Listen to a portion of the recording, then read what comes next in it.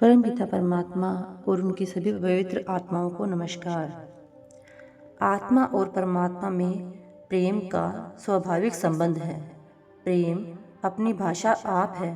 जब इस प्रेम का संकेत दूसरों को देना हो तो भाषा का प्रयोग करना पड़ता है और शब्दों या नामों का क्रम शुरू हो जाता है। परमात्मा के भक्त उस भगवंत के प्रेम के गीत गाते हैं। वे अपने प्रियतम का अनेक नामों से गुणगान करते हैं। वह परमात्मा सृष्टि का रचयिता है, इसलिए उसके भक्तों ने उसे कर्ता, कादिर, कुल मालिक आदि कहकर पुकारा है। वह शक्तिमान और विधाता है, इसलिए उसको पुरुष या पुरुषोत्तम कहकर महिमा की गई है। वह सृष्टि के कण कण में रमा हुआ है, इसलिए भक्त उसे राम कहते हैं। वह दया का पुंज है, इसलिए भक्त जन उसकी दयालु, कृपालु, करीम, रहीम कहकर प्रशंसा करते हैं। वह आत्मा का प्रीतम है, इसलिए उसके प्रेमी उसे शाह, साईं, स्वामी आदि कहकर पुकारते हैं। संतों महात्माओं ने उस अलग, अगम, अनंत अथाह परमेश्वर को अनामी भी कहा है। हर भाषा में रखे गए परमात्मा के नाम तो मन और इंद्रियों की सीमा में है, परंतु वह परमात्मा स्वयं इनकी पहुंच से परे है। सब नाम उस परमात्मा की महिमा बखानते हैं, जिसका वास्तव में कोई नाम नहीं है। वह परमेश्वर भाषा की कैद से आजाद है। वह प्रेम की भाषा बोलता और समझता है, जो शब्दों पर निर्भर नहीं है। परमात्मा अनादि है और आत्मा का परमात्मा से प्रेम भी अनादि है, पर परमात्मा के अनंत गुणों के आधार पर रखे गए उसके सब नाम समय और स्थान की सीमा में बंधे हुए हैं। हर भाषा में रखे गए परमात्मा के हर नाम का अपना इतिहास है। भाषा में रखा गया परमात्मा का प्रत्येक नाम किसी खास समय अस्तित्व में आता है। समय पाकर लोग उसे भूल जाते हैं, पिछले नाम भूलते जाते हैं, आगे नए नाम पैदा हो जाते हैं। परमात्मा से बिछुड़ी आत्मा परमात्मा से मिलकर ही सच्चा और स्थायी आनंद प्राप्त कर सकती है और सदा के लिए आवागमन के दुख में बंधनों से मुक्त हो सकती है। परमात्मा से मिलाप करने के लिए इसे कोई बाहरमुखी साधन, कर्मकांड अपनाने की आवश्यकता नहीं है। आत्मा भी अंदर है, परमात्मा भी अंदर है। परमात्मा से मिलने का साधन और रास्ता भी अंदर है। यह साधन और मार्ग परमात्मा ने स्वयं हर जीव के शरीर के अंदर रखा हुआ है। परमात्मा से मिलने के न पहले कभी दो मार्ग हुए हैं और न आगे कभी हो सकते हैं।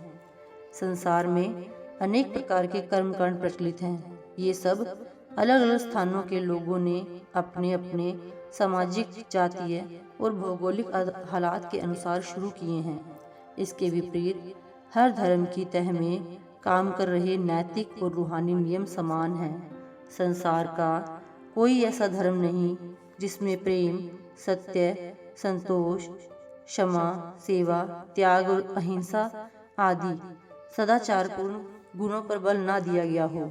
न ही संसार का कोई ऐसा धर्म है जिसमें परमात्मा की भक्ति और नाम की कमाई पर जोर ना दिया जाता हो। संत समझाते हैं कि जीवात्मा का उद्धार एक कर्म कांड को अपनाने या दूसरे को त्यागने में नहीं, बल्कि हृदय की सफाई और नाम की कमाई में है। नाम की कमाई सब धर्मों को आपस में जोड़ने का मूल मंत्र है, मूल सूत्र है।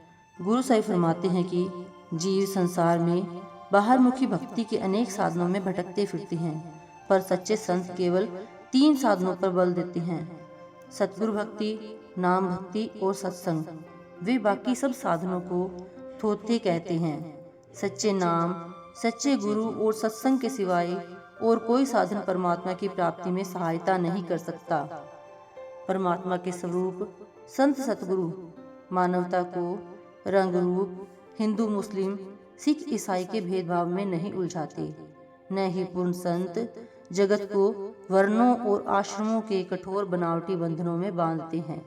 वे सब धर्मों, जातियों और वर्णों के लोगों को परमात्मा की प्राप्ति का एक ही साधन और मार्ग बताते हैं।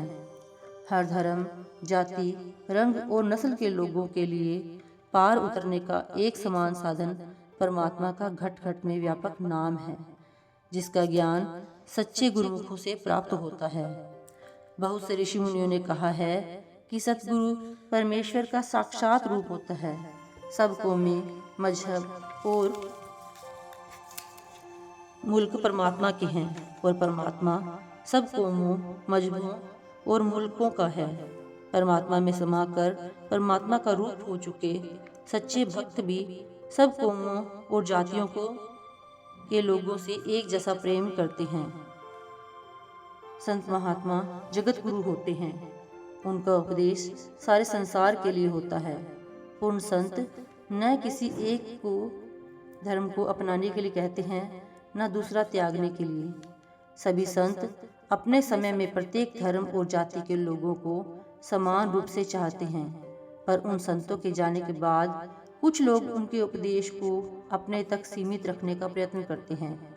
वे उस महात्मा को केवल अपनी जाति, अपने धर्म का महात्मा सिद्ध करने के जोश में यह भूल जाते हैं कि इससे वह महात्मा और उसका उपदेश छोटे से दायरे में बंद हो जाएगा, जो उस महात्मा और उसके उपदेश के प्रति ही नहीं बल्कि संपूर्ण मानवता के प्रति घोर अन्याय है। Thank you.